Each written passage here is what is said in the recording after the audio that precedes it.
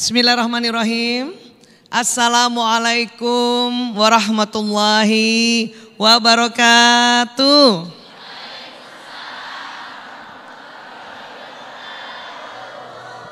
Alhamdulillahirabbil alamin. Wassalatu wassalamu ala Rasulillah nabiyina Muhammad ibni Abdillah wa ala alihi wa sahbihi ajmain. Amma ba'd. Ibu-ibu yang keren, takbir. Allahu Akbar, Masya Allah. Ya, baik, saat ini kita sama-sama mengetahui bahwa sekarang anak-anak atau remaja-remaja atau ada istilah yang keren sekarang, generasi milenial, generasi digital, betul ya? Jadi sesungguhnya setiap zaman itu memang ada orangnya dan setiap orang ada zamannya ya. Saat ini generasi digital itu sebetulnya menurut ilmu otak atau kita sebut ilmu neuroscience, itu ternyata memang Allah Ta'ala menciptakan sel otak anak-anak zaman sekarang itu ada perbedaannya dengan orang tuanya. Anak-anak sekarang memang yang lahir mulai 80, 90, 2000 dan nanti seterusnya itu sel otaknya memang bekerja seperti komputer yang lebih canggih dibanding komputer dulu ya. Dimana otak mereka itu bisa menampung data-data, menampung informasi yang lebih banyak dibanding otak era lama ya. Nah, banyak juga yang mengatakan anak sekarang teh payah katanya. Anak sekarang itu ya semua apa-apa mau instan. Katanya begitu ya. Semua apa-apa dia mau cepat.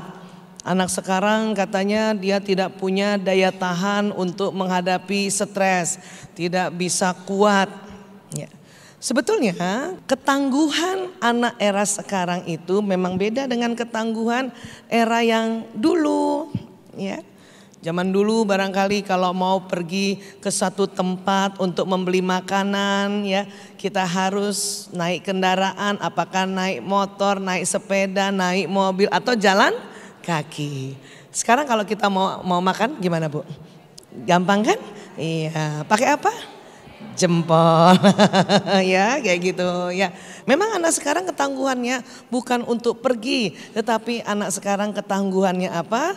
Apabila mendapatkan informasi di gawainya, dia harus tangguh untuk menseleksinya.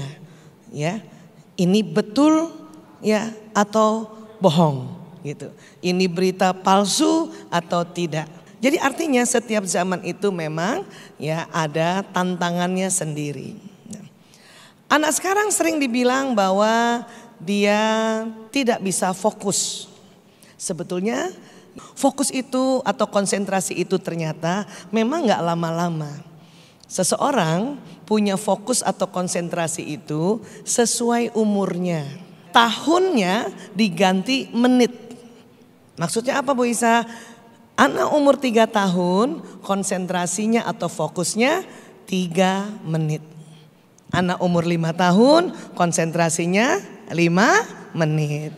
Kalau 7 tahun berapa? 7 menit. 10 tahun? Ya begitu. 11 tahun? 11 menit. Mulai nanti 12 tahun ke atas ya konsentrasi memang hanya 12 menit. Kita juga begitu. Jadi maksudnya gini, 12 menit kita dengerin orang, setelah 12 menit kita goyang-goyang lagi. Habis itu 12 menit kita goyang-goyang lagi, seperti itu ya.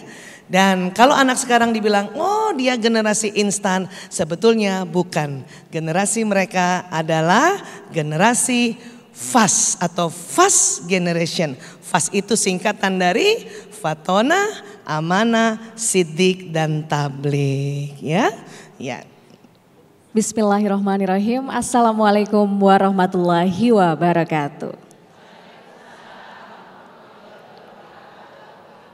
Sahabat jiwa, segala puji bagi Allah dan segala nikmatnya, serta selawat dan salam semoga tercurah kepada Rasulullah Sallallahu Alaihi Wasallam. Sahabat jiwa, kembali kita bertemu dalam program Renungan Jiwa, di mana malam hari ini kita akan belajar dan bermuhasabah bersama, mendengarkan untayan hikmah penuh makna dari guru kita dan juga tamu-tamu inspiratif. Di mana malam hari ini guru-guru yang akan membersamai kita, di antaranya adalah Dr. Aisyah Dahlan, yang tadi kita sudah dengarkan nasihat dan juga hikmahnya, dan nanti kita juga akan bersama dengan guru kita, yaitu Ustadz Sony Abikim atau Coach Sony dan juga Dr. John Elang Lanang. Namun selain itu sahabat jiwa, spesial malam hari ini kita juga kedatangan tamu-tamu inspiratif, yaitu anak muda masa kini, Anggi Wahyuda dan juga Kezia Aprilian. Sahabat jiwa, pemuda memang tonggak perubahan. Banyak peradaban yang ditulis dan juga diukir oleh para pemuda. Salah satunya adalah yang terjadi pada 28 Oktober 1928 silam, di mana para pemuda Indonesia berkumpul untuk menyatukan bangsa Indonesia, sehingga lahirlah Sumpah Pemuda yang menjadi tonggak sejarah perjuangan dan juga lahirnya Negara Kesatuan Indonesia. Masya Allah. Untuk itu malam hari ini kita bersama akan merefleksikan kondisi pemuda di masa kini dengan tema kita malam ini, pemuda kini mencari prestasi atau sensasi. Nah, untuk itu saya akan panggilkan tamu saya yang pertama, ia adalah Kezia Aprilian.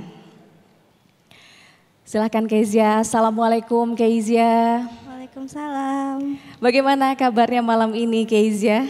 Alhamdulillah kau baik. Alhamdulillah baik ya. Nah, dengar-dengar nih Kezia, selain sibuk belajar, kamu juga ini baru pulang ya atau selesai dari barak militer di Jawa Barat. Betul ya Kezia? Ya betul Kak. Wah, saya jadi penasaran nih, kalau dari luar nampaknya Kezia ini anak yang taat aturan begitu ya. Nah, tapi apa ini kira-kira yang membuat Kezia Aprilian ini akhirnya berada di barak militer selama berapa hari waktu itu Kezia? Kurang lebih 21 hari. Kurang lebih 21 hari. Kira-kira kenapa Kezia? Ditahan dulu ya jawabannya. Nanti kita akan berdialog bersama dengan guru-guru kita lainnya, tentunya bersama dengan Kezia Aprilian. Jadi jangan kemana-mana sahabat jiwa, tetap dalam program Renungan Jiwa yang dipersembahkan oleh Wadimor, tentu sarung kita. Kenapa kamu kok bisa masuk ke barak militer? Itu kan ada ketentuannya ya, syarat khusus nih yang bisa masuk. Kenapa kamu bisa masuk ke sana?